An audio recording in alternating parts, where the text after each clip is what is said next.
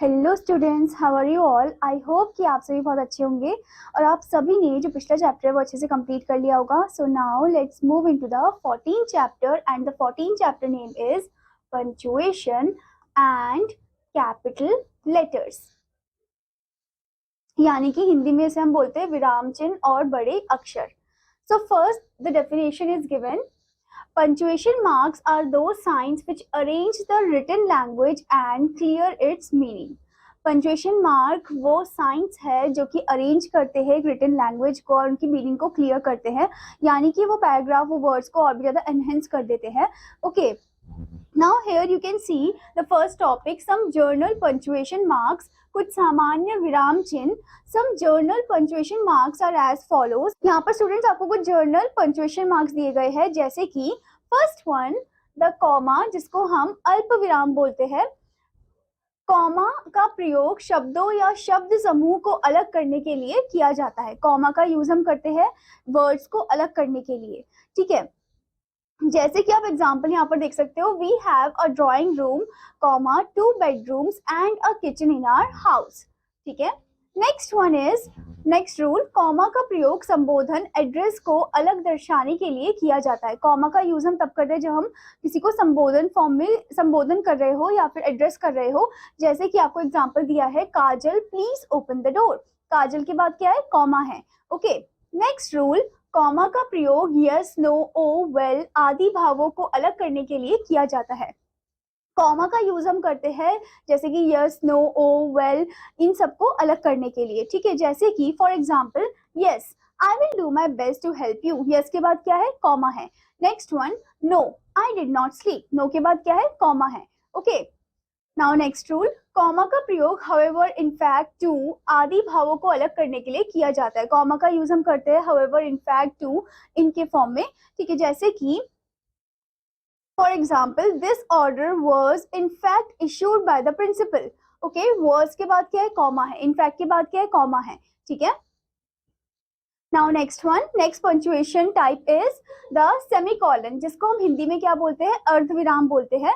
Okay, first rule, इसका प्रयोग उपवाक्यों की श्रृंखला को अलग करने के लिए किया जाता है। इसका यूज हम करते हैं जब हम उपवाक्यों की श्रृंखला को अलग करते हैं, ठीक है। जैसे कि आपको एग्जाम्पल दिया है इधर, she sings, she dances, she rides, she laughs for Joy. Okay, तो आप देख सकते हो कि कैसे हमने यहाँ पर अर्धविराम लगाया, यानी कि सेमीकोलन लगाया है। सी सिंग्स के बाद सेमीकोलन है, डांसेस के बाद है, राइड्स के बाद है, ठीक है। Now the next type of punctuation mark is the colon, जिसको हम हिंदी में अपूर्ण विराम बोलते हैं, द 2 डॉट्स। ओके, सो इसका रूल आपको बताया, इसका प्रयोग उदाहरण या निमांकित का संकेत करने के लिए किया जाता है। उदाहरण के लिए किया जाता है या फिर निमांकित करने के लिए किया जाता है। कॉलन का प्रयोग किसी नाटक में डायलॉग से पहले किया जाता है। कॉलन का प्रयोग किसी नाटक में जो डायलॉग हम यूज करते हैं उससे पहले किया जाता है। जैसे कि आप यहाँ पर देख सकते हो, for example, a poet says a thing of beauty is a joy for ever. Poet says, उसके बाद क्या लगा है, कॉलन लगा है, फिर उसके बाद वो सेंटेंस बोला गया है। Okay, now next type of punctuation mark is the full stop, जिसको हम हिंदी में पूर्ण विराम बोलते हैं। पूर्ण विराम का प्रयोग किसी कथन के अथवा आदेश देने पर उसके अंत में किया जाता है। पूर्ण विराम किसी सेंटेंस के एंड पॉइंट पे लगता है। ओके, जैसे कि आपको यहाँ पर एग्जाम्पल दिया है, Kamal has open the window. Next one, don't touch my umbrella. Okay, तो आप देख सकते हो कि सेंटेंस के एंड में क्या लगा है, फुल स्टॉप लगा है, पूर्ण विराम लगा है। Now next type of punctuation mark is the question mark, प्रश्न सूचक चिन्ह। प्रश्न सूचक चिन्ह का प्रयोग प्रश्नवाचक वाक्यों के अंत में किया जाता है। ये जो क्वेश्चन फॉर्म के जो सेंटेंसेस होते हैं उनके एंड में हम क्वेश्चन मार्क का यूज करते हैं। जैसे कि आप एग्जांपल देख सकते हो, where do you live, what is your father. Okay, now the next thing, the mark of exclamation, विस्मय सूचक चिन्ह। ओके, अब next type of punctuation mark कौन सा है, एक्सक्लेमेशन, जिसे हम विस्मय सूचक चिन्ह बोलते हैं। इसका प्रयोग हम विस्मय सूचक वाक्यों के अंत में करते हैं। जो एक्सप्रेशन वाले वर्ड्स होते हैं, जो सेंटेंसेस होते हैं, उनके अंत में हम इसका यूज करते हैं। जैसे कि आपको एग्जाम्पल यहाँ पर दिया है, व्हाट अ ब्यूटीफुल कार, तो आप देख सकते हो यहाँ पर एक्सक्लेमेशन मार्क का यूज। ओके, लेकिन कभी कभी एक्सक्लेमेशन मार्क का प्रयोग इंपेरेटिव सेंटेंसेस के अंत में भी करते हैं। कभी कभी क्या होता है कि हम एक्सक्लेमेशन मार्क का यूज इंपेरेटिव सेंटेंस के एंड में भी करते हैं, ठीक है। जैसे कि stop, don't shout, stand up, be quiet.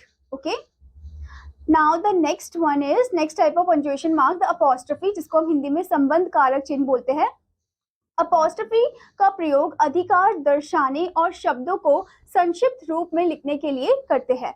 शब्दों को एकदम थोड़े कॉम्पैक्ट फॉर्म में लिखने के लिए हम यूज करते हैं या फिर अधिकार दर्शाने के लिए यूज करते हैं। ओके, जैसे हम बोलते हैं ना कि ये वाली जो चीज है किसी को बिलोंग कर रही है, वैसे फॉर्म में। जैसे आपको यहाँ पर एग्जांपल भी दिया है, Priya's doll is very pretty. किसकी डॉल? प्रिया की डॉल। तो आप यहाँ पर देख सकते हो अपोस्ट्रोफी एस का यूज किया गया है। Okay, next one, do not. Do not को हम शॉर्ट फॉर्म में कैसे लिख सकते हैं? Don't. Don't, DON, then apostrophe, then T। ठीक है, is not, isn't. Okay, I am not, I am. Okay, I am को कैसे लिखोगे? आई अपोस्ट्रोफी एम, ए नहीं आएगा। Okay, now the next type of punctuation mark is the inverted comma, जिसको हम हिंदी में उद्धरण चिन्ह बोलते हैं। हम इसका प्रयोग किसी व्यक्ति द्वारा बोले गए शब्दों को हूबहू ज्यों के त्यों लिखने के लिए करते हैं। जब कोई किसी पर्सन ने कोई चीज बोला है तो उनके जो वर्ड्स है बिल्कुल चेंज ना किए बिना, उनको चेंज किए बिना हम उनको इन्वर्टेड कॉमा में रखते हैं और सेंटेंस को बोलते हैं। ओके, जैसे कि आप यहाँ पर देख सकते हो, he said to his mother I will not have my dinner today। तो आप देख सकते हो कि वो सेंटेंस एग्जैक्ट वही बोला गया और इन्वर्टेड कॉमा के अंडर उसे रखा गया है। Okay students, now the next type of thing is the capital letters, बड़े अक्षर। प्रत्येक वाक्य का प्रारंभ कैपिटल लेटर से होता है। हर एक जो सेंटेंस होता है उसका जो स्टार्टिंग पॉइंट होता है वो कैपिटल लेटर ही होता है। जैसे कि do not tease the pores. Okay, तो आप देख सकते हो फर्स्ट लेटर क्या है? कैपिटल है। Okay, next one, next rule, सभी प्रॉपर नाउन कैपिटल लेटर से आरंभ होते हैं। जो भी प्रॉपर नाउन होते हैं वो सभी कैपिटल लेटर से ही स्टार्ट होते हैं। जैसे कि Ajit Kumar, India, Indian, Sunday, March, the Nile, the times of India, the Pacific ocean. तो आप देख सकते हो कि उनका फर्स्ट लेटर जो है वो कैपिटल ही है, चाहे वो सेंटेंस के शुरू में हो, बीच में हो या आखिरी में हो। Okay, now the next rule, कविता की प्रत्येक पंक्ति कैपिटल लेटर से आरंभ होती है। कविता की जो हर एक जो लाइन होती है, जो फ्रेजेस होते हैं वो कैपिटल लेटर से ही स्टार्ट होते हैं। ठीक है, जैसे कि आप यहाँ पर देख सकते हो, early to bed, early to rise, makes a man healthy, wealthy and wise. तो आप देख सकते हो कि फर्स्ट लेटर उनका क्या है? कैपिटल है। Okay students, now the next rule in this one, pronoun आई सदैव कैपिटल लेटर में लिखा जाता है। Now the next rule here it is given, pronoun आई सदैव कैपिटल लेटर में लिखा जाता है। यानी कि प्रोनाउन आई जो है, चाहे वो सेंटेंस के शुरू में हो, आखिरी में हो या फिर बीच में हो, वो हमेशा कैपिटल ही होता है। जैसे कि आप यहाँ पर देख सकते हो एग्जाम्पल में, am I going to Delhi. Okay, आप देख सकते हो कि आई कैपिटल में ही है। नाउ नेक्स्ट रूल इज, शीर्षक के महत्वपूर्ण शब्द कैपिटल लेटर में लिखे जाते हैं। जो कोई एक शीर्षक होता है, जैसे कोई किसी बुक का टाइटल है, ठीक है, तो या बुक का नाम है, तो उसका जो फर्स्ट लेटर है वो कैपिटल ही होना चाहिए। जैसे कि for example, the autobiography of a pen, the tiger king. Okay, तो हम यहाँ पर आप देख सकते हो कि फर्स्ट लेटर जो है वो कैपिटल ही है। नाउ नेक्स्ट रूल, उद्धरण के साथ लिखे गए वाक्य का प्रथम अक्षर कैपिटल लेटर में लिखा जाता है। जैसे जो इन्वर्टेड कॉमा के अंडर होता है वो भी, उसका जो फर्स्ट लेटर है वो भी कैपिटल में होना चाहिए। For example, the teacher said work is worship. तो आप देख सकते हो कि W यहाँ पर कैसा है? कैपिटल फॉर्म में है। Okay students,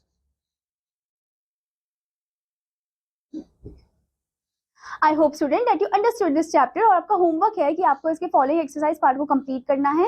now I will meet you in another class. Till then students, bye bye.